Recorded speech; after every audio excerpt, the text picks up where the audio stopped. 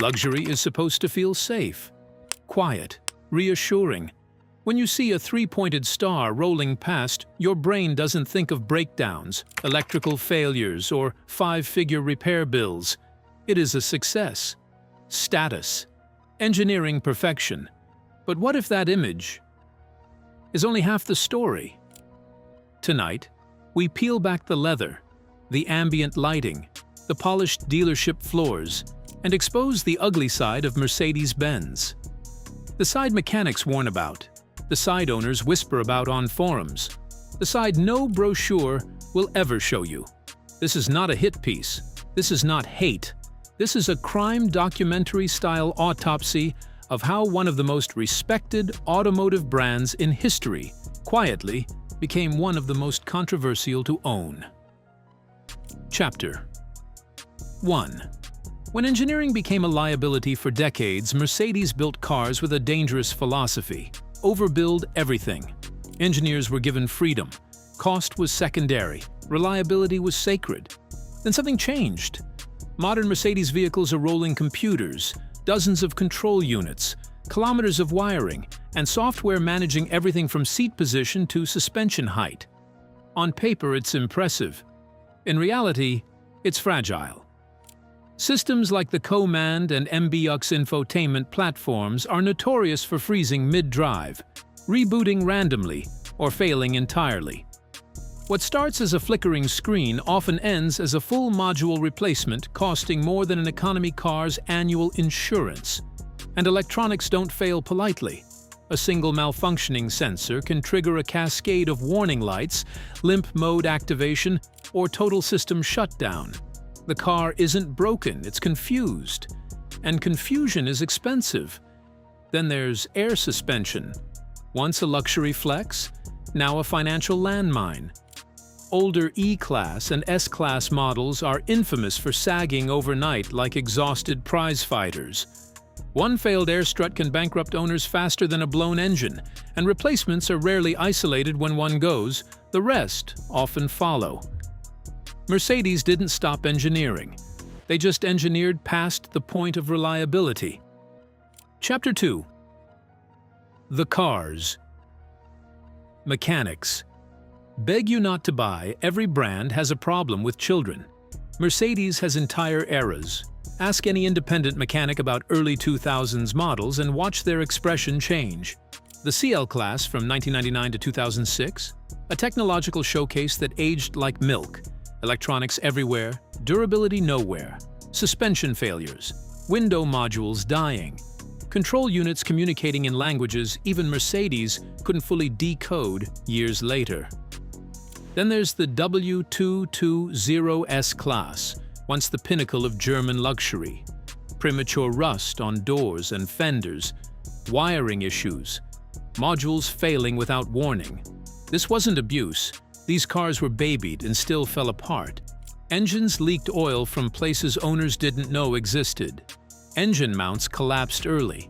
And transmissions like the 7G-tronic developed reputations for rough shifting and unpredictable behavior, often long before mileage justified it. The cruel irony?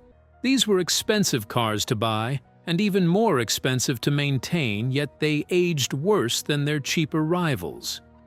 Mercedes didn't just sell luxury, they sold complexity without longevity. Chapter 3. Depreciation.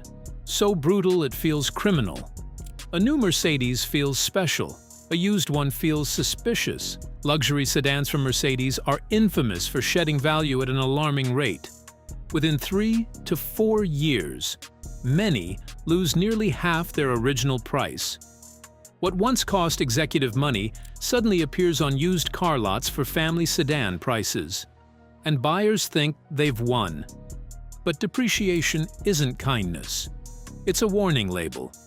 That low price reflects future pain repair bills, maintenance costs, and looming failures that previous owners escaped by selling early. The second or third owner doesn't inherit luxury. They inherit liability. Unlike rare performance models, most modern Mercedes sedans don't become classics. They become cheap for a reason. And the moment warranty coverage disappears, The financial math turned savage. The car didn't lose value because it got old. It lost value because people learned. Chapter 4. When design lost its edge. There was a time when a Mercedes didn't need badges, lighting tricks, or massive grilles to announce itself. Its shape did the talking. Long hoods, upright stances, sharp creases that looked engineered, not styled. These cars didn't chase attention, they commanded respect. Today, that authority has faded into sameness. Park 3 modern Mercedes sedans next to each other and even enthusiasts hesitate. The silhouettes blur, the personality dissolves. What once felt purposeful now feels focus-grouped, softened to offend no one and excite even fewer. Critics didn't invent the blob nickname out of malice. They arrived at it through disappointment. Aerodynamics took priority, but emotion paid the price. The EQ era exposed the problem brutally.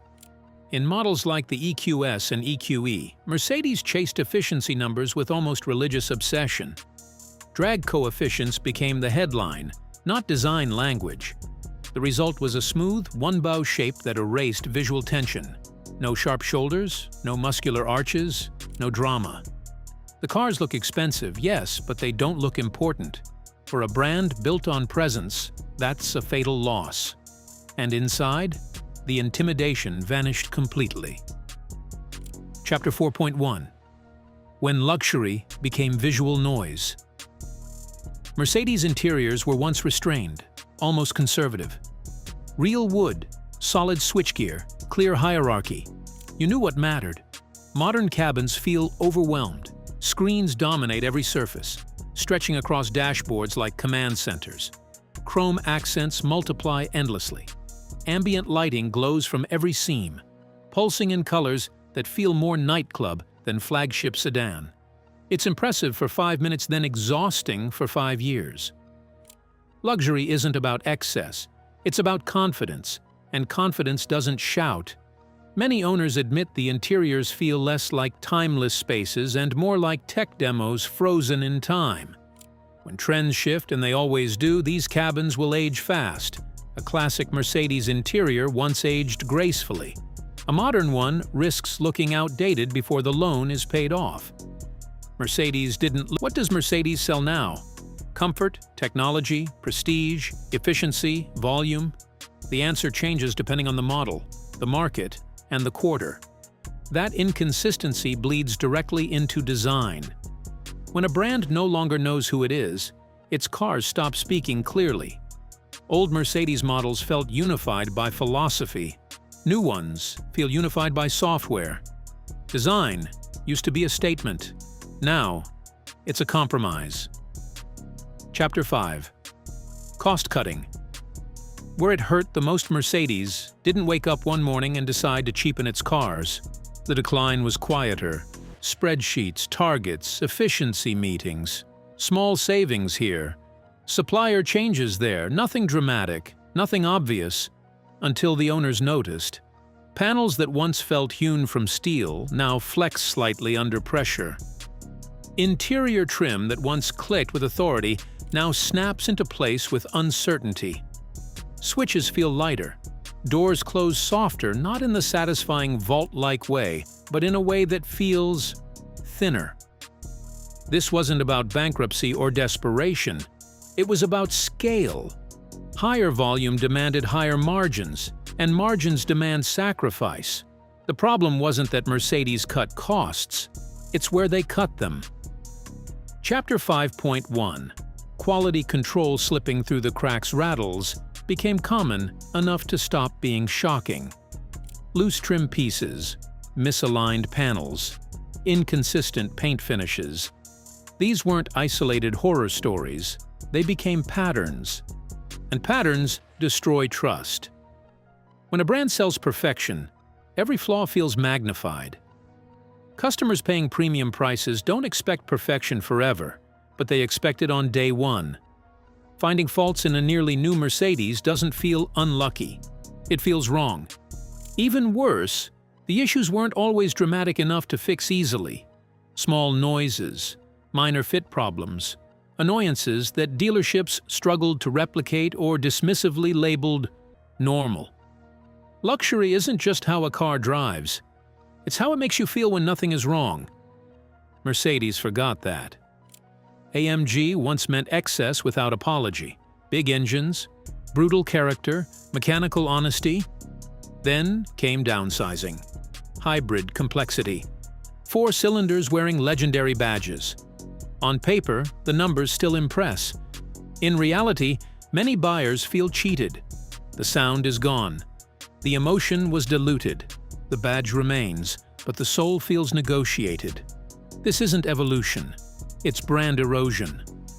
When performance becomes a spreadsheet victory instead of a visceral experience, enthusiasts walk away quietly. The verdict belongs to you. So now we ask you, not the marketers, not the executives, not the brand loyalists. Would you still buy a Mercedes knowing this side of the story? Have you lived this reality yourself, the highs and the stress? Or do you believe the brand can still reclaim the soul it once owned outright? Tell us in the comments. Your stories matter more than brochures ever will. If you want more deep-dive automotive documentaries, the kind that don't flinch, don't flatter, and don't sell myths, subscribe to the channel. And remember, sometimes the most dangerous thing about luxury isn't the price you pay up front. It's the story you believe after.